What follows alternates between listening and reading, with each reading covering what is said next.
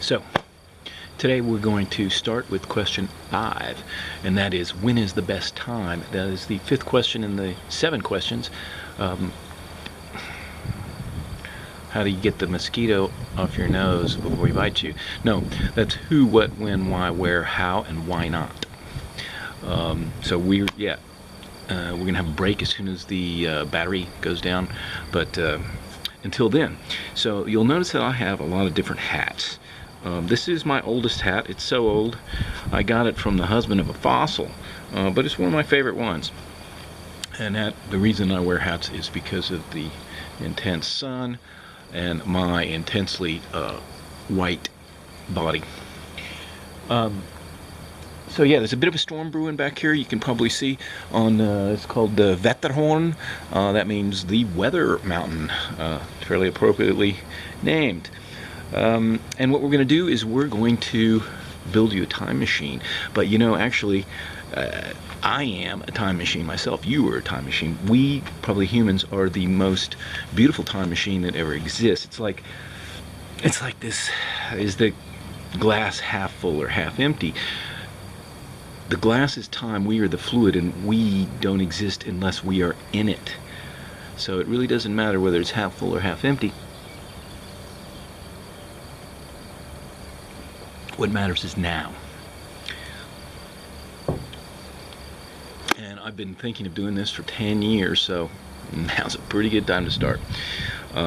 So we'll get to the time machine, and I am going to change the battery so I don't have to stop while we're doing this. So we're going to take a quick break, and then we'll be right back.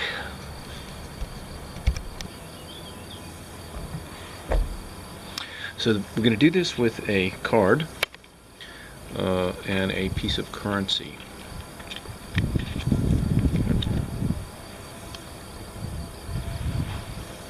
And the card, because this is a symbolic representation of time itself.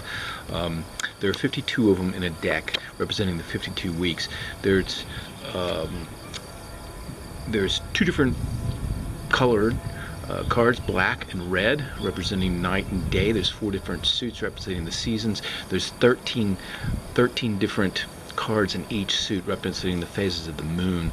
And if you add all the pips up, which are these, a jack would be 11, they total up to be 364, and with the jokers, 365.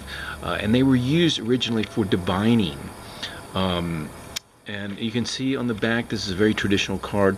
There are 2 angels riding bicycles coming toward each other, and there's 4 in the corners.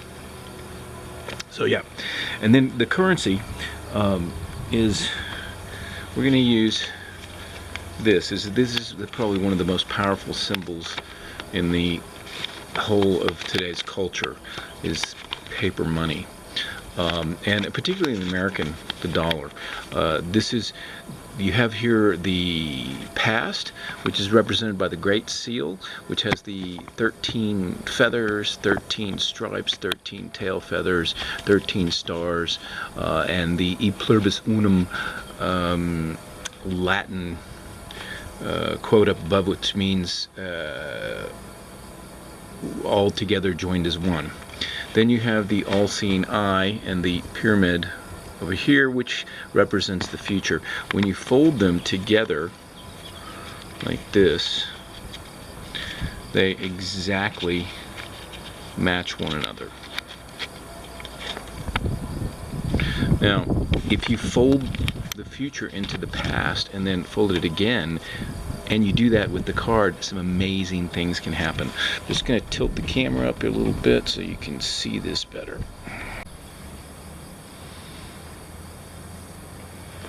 Okay, so I don't know where we left off, but here we are. So we have the currency, we have the card, and we put the card here. Let's fold it a little differently, like this. Now, because we're folding the past, the symbols of the past and the future onto each other, and then we double fold them back onto each other, we can create an incredible illusion of a time machine. So, here we go. We will be going back about 4 seconds to when it was folded the other direction.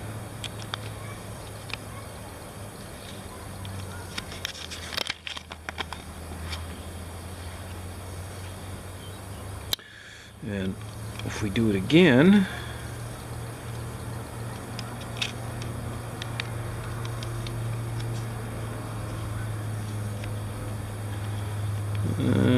and it doesn't work, we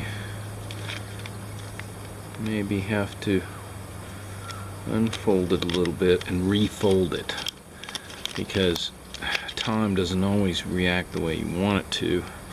So if you refold it, sometimes it works. There we go. 4 seconds. 4 seconds in the future, 4 seconds in the past. Now, what's pretty cool is you can actually see it happening right before your eyes in the long format, like this. I think you can see that. Long format. Ooh. But the problem is, if you play with these time machines too much, eventually they get stuck like that. So what you have to do then is you have to triple fold, quadruple fold them over like that. And then if you just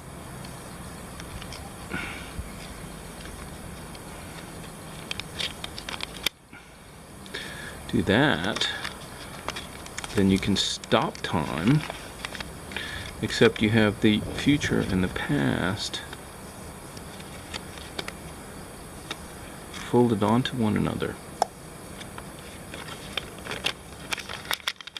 That's it. See you later. Bye. That's another thing we'll be doing in this chapter, is getting around to it. You can see that's what this is. It's around to it. And once you have one of these, then you'll always be able to get around to it. It's a great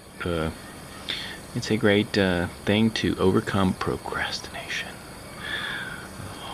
which is later, which is the next subject. I've been doing this for 10 years later, so I know it very, very well. See you later.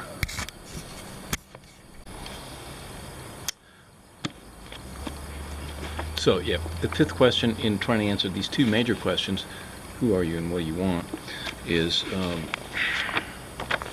when is the best time? And the subsections for that are now, later, never, sometimes, always, forever, and present. This is a Bible. This is what my dad kept with him when he was in World War II on the New Orleans, an aircraft carrier. He was a communication officer. As a message from my mother. When are you coming home? Beautiful book. The Bible, and actually there's one part of it I wanted to actually read. There's an appointed time for everything, and there's a time for every event under heaven. A time to give birth, and a time to die, a time to plant, and a time to uproot what is planted, a time to kill, and a time to heal, a time to tear down, and a time to build up, a time to weep, and a time to laugh, a time to mourn, and a time to dance, a time to throw stones, and a time to gather stones, a time to embrace, and a time to shun embracing, a time to search, and a time to give up as lost, a time to keep, and a time to throw away, a time to tear apart, and a time to sew together, a time to be silent, and a time to speak, a time to love and a time to hate, a time for war and a time for peace. Ecclesiastes 1-8. Ecclesiastes is not in that particular book, because that is the New Testament.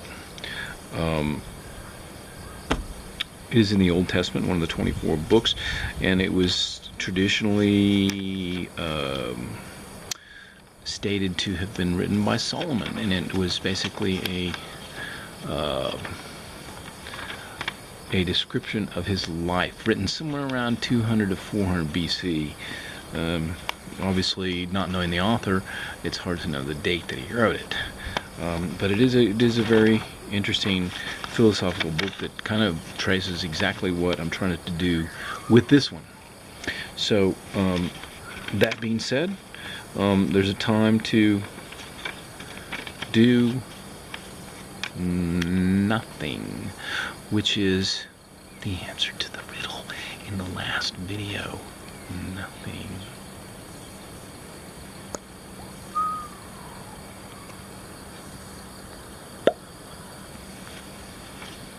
See you later, bye.